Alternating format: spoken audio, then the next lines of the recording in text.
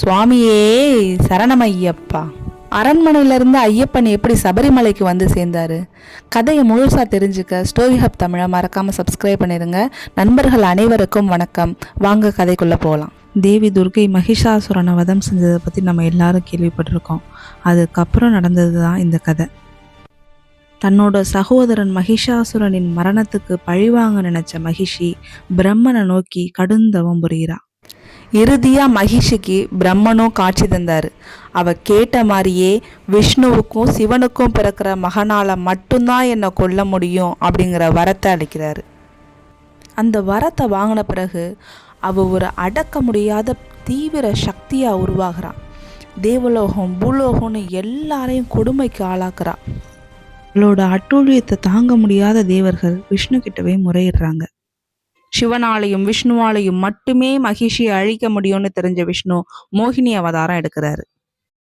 மோகினியா மாறின விஷ்ணுவுக்கும் சிவனுக்கும் பிறக்கிற ஆண் குழந்தை இல்லாம ஏங்குற பந்தல் நாட்டு மன்னன் ராஜசேகரன்ட்ட கொண்டே சேர்க்கணும்னு முடிவு பண்றாங்க. ஒரு நாள் பம்பை நதிக்கரையில் காட்டுல வேட்டையாட போன ராஜசேகர மன்னன் இயற்கை அழக ரசிச்சுட்டே அந்த காட்டுக்குள்ள நடந்து போயிருக்காரு. திடீர்னு ஒரு குழந்தை அழுகிற சத்தம். உடனே மன்னர் அந்த குழந்தை அழுகிற திசை நோக்கி நடக்க ஆரம்பிச்சிருக்காரு. தரையில ஒரு அழகான ஆண் குழந்தை கையை காலை ஆட்டிட்டு இருந்துச்சான். அந்த குழந்தைய பார்த்தோன்னே ஒரு விதமான மனக்கலக்கத்தோட அங்கேயே நின்னுட்டாரு. அப்புறம் அவளோட அந்த குழந்தைய அரண்மனைக்கு எடுத்துட்டு போலான்னு விரும்பினாரு. அந்த குழந்தைய அவர் தூக்கும்போது கழுத்துல ஒரு மணி கிடக்கிறத பாக்குறாரு.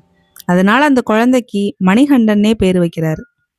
சந்தோஷத்துல மூழ்கின ராஜசேகர மன்னன் அந்த குழந்தைய எடுத்துக்கிட்டு தன்னோட மனைவிட்ட போய் நடந்தது எல்லாத்தையும் சொல்றாரு.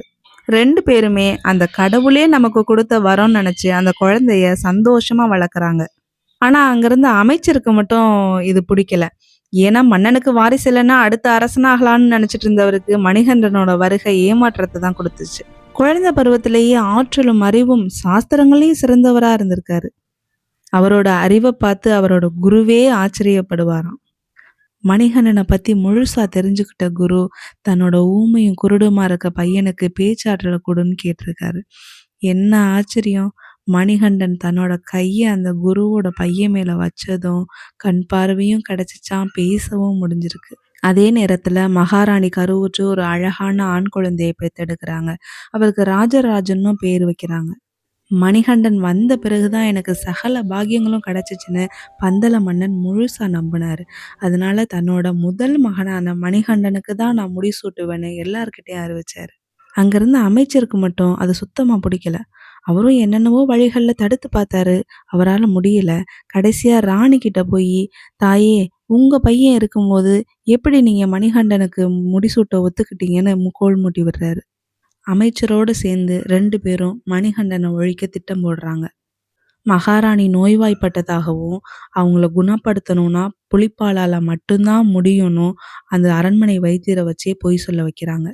அதுக்கப்புறம் என்ன, ராஜாவும் யார் யாரையோ அனுப்பி பார்க்குறாரு. யாராலையும் முடியல. கடைசியா மணிகண்டனே நானே போய் புலிப்பால் எடுத்துட்டு வரேன்னு சொல்றாரு. ராஜாவும் சம்மதிக்கிறாரு. அவர் காட்டுக்குள்ள போனப்போ சிவபெருமானோட பஞ்சபூதங்களும் மணிகண்டனுக்கு பாதுகாப்பா போச்சான். அவர் போற வழியில இன்னொரு கொடுமையும் பார்க்க வேண்டியதா இருந்துச்சு. தேவர்களை துன்புறுத்திட்டு இருந்த மகிஷியை பார்க்கறாரு. மணிகண்டன் மகிஷியை தேவலோகத்திலிருந்து கீழே தூக்கி வீசுறாரு. அவ அழுதையாற்றின் கரையில வந்து விழுந்தாளாம். கடைசியில மகிஷியும் மணிகண்டனை வணங்கி மோட்சம் பெற்றார். அப்பதான் சிவபெருமான் அவர் முன்னாடி வந்து அவரோட அவதார நோக்கத்தை சொல்றாரு. எல்லாத்தையும் சிவபெருமான்கிட்ட இருந்து தெரிஞ்சுக்கிட்ட ஐயப்பன் மறுபடியும் புலிப்பால் எடுக்க காட்டுக்குள்ள போறாரு. தேவலோகத்து ஆண்களும் பெண்களும் புலிகளா மாறி வர புலிகள் படையோட வந்த மணிகண்டனை பார்த்து அந்த பந்தல நாடே ஆச்சரியப்பட்டுச்சான். மணிகண்டன் புலியிலிருந்து இறங்கி வந்து, தந்தையே, நான் பெண் புலி கொண்டு வந்துட்டேன், இனி அம்மாவுக்கு எந்த பிரச்சனையும் இல்லை, புலிப்பால் எடுத்துக்கலான்னு சொல்றாரு. அந்த கணமே மன்னர் அவரோட காலில் விழுந்து வணங்குறாராம்.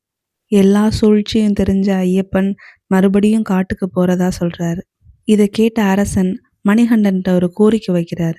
அவர் கோயில் கட்ட விரும்புறதாவும் அதை எங்க கட்டலானும் அவர்கிட்ட கேட்கிறாரு.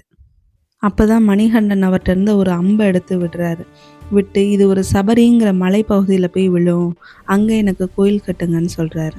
அதுக்கப்புறம் அகத்திய முனிவரோட அறிவுரைப்படி மன்னர் அந்த இடத்துல சபரிமலை கோயிலை கட்டுறாரு. இப்படி தான் மணிகண்டன் அரண்மனையிலிருந்து சபரிமலைக்கு வந்து சேர்ந்தார். ஐயப்பனை பற்றின நிறைய துணை கதைகள் இருக்குது. எல்லாத்தையும் தெரிஞ்சுக்க மறக்காமல் ஸ்டோரி ஹப் தமிழை சப்ஸ்கிரைப் பண்ணுங்கள். அனைவருக்கும் வணக்கம்.